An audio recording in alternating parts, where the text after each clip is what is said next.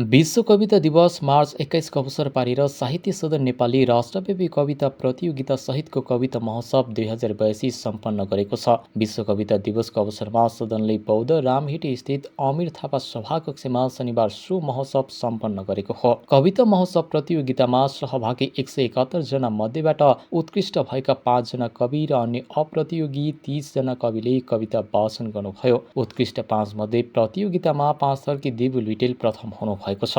उहाँको मातृभूमि अर्चना शीर्षकको कविता प्रथम भएको हो। उहाँलाई सम्मान पत्र सहित 30,000 नगद पुरस्कार प्रदान गरियो। यसैगरी प्रतियोगितामा मोरङकी शारदा भट्टराई दोस्रो बन्नुभयो। उहाँले झुक्दैन नेपाल यो शीर्षकको कविता वाचन गरेर सुनाउनुभयो। द्वितीय स्थानका लागि उहाँलाई सम्मान पत्र सहित 20,000 नगद पुरस्कार प्रदान गरियो। यसैगरी उत्कृष्ट अन्य 3 कविलाई तृतीय घोषणा गरियो। कविहरू सुन्दर श्री सिन्धुपाल्चोकले सविताको शोकधुन, गरिमा पाण्डे दैलेखले यहाँ जन्माउनु छ नयाँ बुद्ध र शोभा अधिकारी चितवनले आदिम हस्ताक्षर शीर्षकको कविता वाचन गरेर सुनाउनुभयो। उहाँहरूलाई जनहित 10,000 नगद र सम्मान पत्रले सम्मानित गरियो। उत्कृष्ट कविहरूलाई महोत्सवका प्रमुख अतिथि प्राध्यापक डाक्टर वासुदेव त्रिपाठी, नेपाल प्रज्ञा प्रतिष्ठानका पूर्व कुलपति गंगा प्रसाद उप्रेती, सदनका अध्यक्ष तथा सभाध्यक्ष प्राध्यापक डाक्टर हेमनाथ पौडेलले दोसल्ला, माला, सम्मान पत्र र नगद सहित सम्मानित तथा पुरस्कृत गर्नुभयो। महोत्सवमा पूर्व मन्त्री शान्ता मानवी, डाक्टर विष्णु भेबु घिमिरे, प्राध्यापक डाक्टर जीवेन्द्र देवगिरी, साहित्यकार विजय सुब्बा, वरिष्ठ पत्रकार प्राध्यापक पुरुषोत्तम दाहाल लगायतको आतिथ्यता रह्यो। कविता मूल्याङ्कन समितिका सदस्यमा खेमराज निरौला र डाक्टर ज्ञानो अधिकारी रहनु भएको थियो। महोत्सवमा अप्रतियोगी कविको रूपमा डाक्टर विष्णु भेबु घिमिरे, जयन्ती सत्याल, कनाथ महर्षि, ईश्वरचन्द्र ग्यावाली, मातृका पोखरेल, डाक्टर विजय सुब्बा, अमृता स्मृति, लक्ष्मी मालीले कविता वाचन गर्नुभयो। यसैगरी आस्था घिमिरे, हिरामणि दुखी, डाक्टर राजेन्द्र प्रसाद अधिकारी, नन्दीश अधिकारी, सविता बराल, जीवराज घिमिरे, डाक्टर बिन्दु शर्मा, कृष्ण परसाई, गौरी देवकोटा, कोशराज न्यौपाने, प्राध्यापक पुरुषोत्तम दाहाल, शान्ति शर्मा, जगत प्रसाद उपाध्याय, लक्ष्मी रुम्बा, भुवन हरि सिगदेल, बाजुराम पौडेल लगायतले कविता वाचन गरेर सुनाउनुभयो। मेरो नाम सुन्दर शिरिष, सिन्धुपाल्चोकबाट। मेरो कविताको शीर्षक सभ्यताको शोकधुन। विज्ञानको पाउमा टेकेर, विज्ञानको पाउमा उभिएर ओढेपछि हिमालले कालो घुम्टो बिथोलिएको हो महादेवको गहिरो निन्द्रा। विज्ञानको पाउमा उभिएर ओढेपछि हिमालले कालो घुम्टो बिथोलिएको हो महादेवको गहिरो निन्द्रा। प्रगतिको खुर्पाले काटिएपछि जङ्गलको हरियो नसाहरू फैलन थालेको हो प्लास्टिकको रुख। धुवाको कुहिरोले छोपेपछि प्रकृतिको आँखा हावाको पानामा लेखेर उडी गएको हो चराले सुसाइड नोट। चिथोरेर डोजरका नङ्ग्राहरूले खोथल्न थालेपछि धरतीको मुटु लिएको हो पहाडले रौद्र रूप। मेरो कविताको शीर्षक छ विच्छेदित श्रृङ्खला।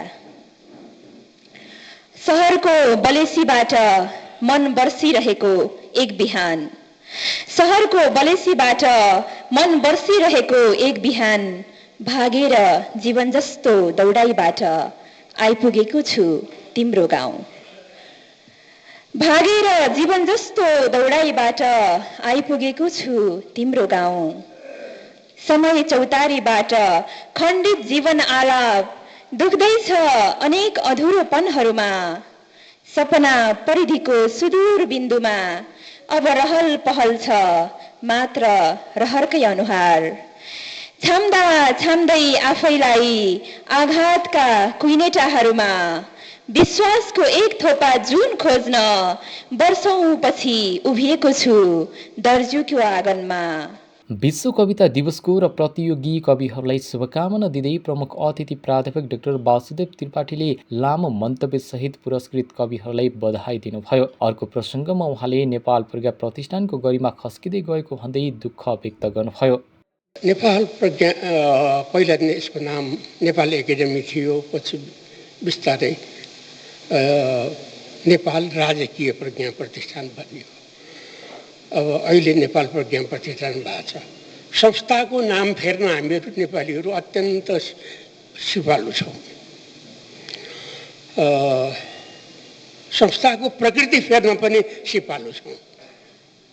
संस्थाको आधारभूत कार्यक्रम जसले त्यो संस्थालाई चिनायो त्यसलाई बदलिदिन पनि खुबै सिपालु छौँ।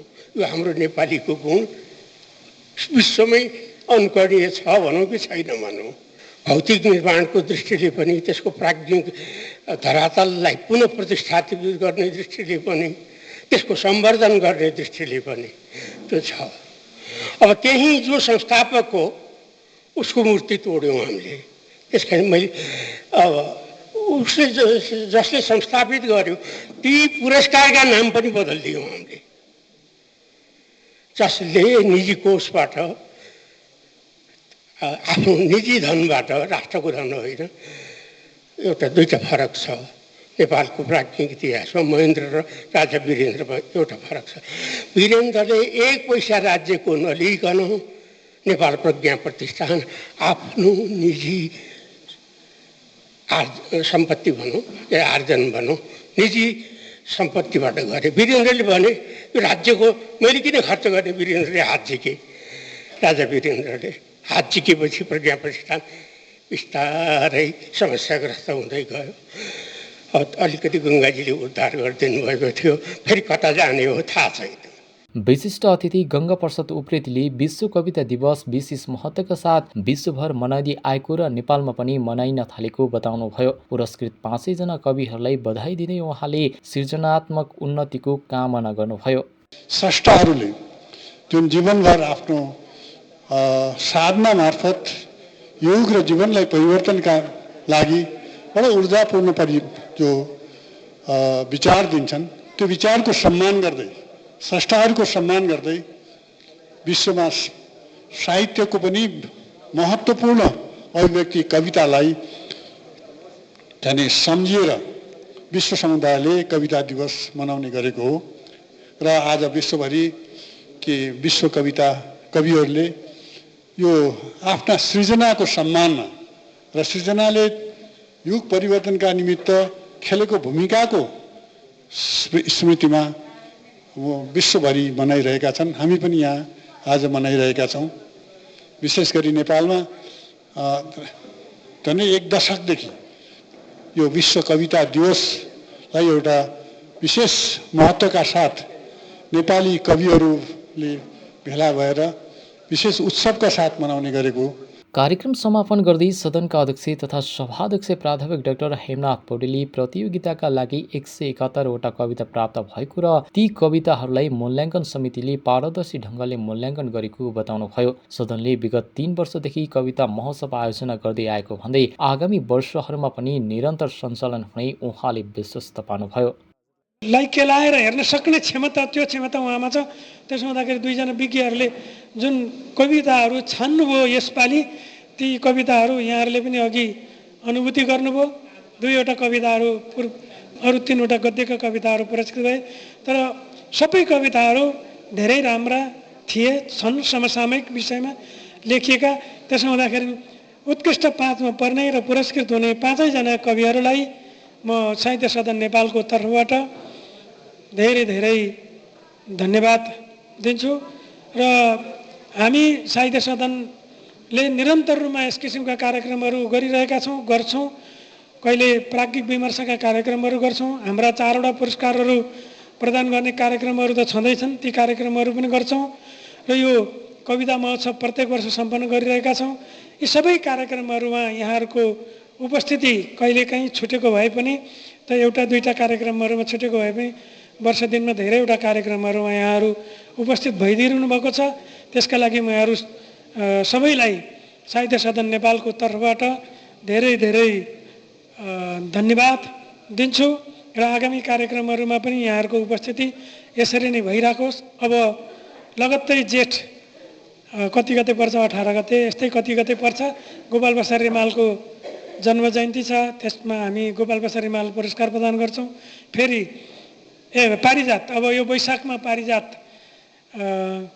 को स्मृतिमा हामी पारिजात पुरस्कार प्रदान गर्छौँ। त्यसका लागि छनौट समिति निर्माण गर्छौँ र छनौटमा आएका व्यक्तित्वहरूबाट हामी पुरस्कार प्रदान गर्छौँ। त्यस्तै गरी फेरि गोपाल प्रसाद रिमालको आउँछ जेठमा।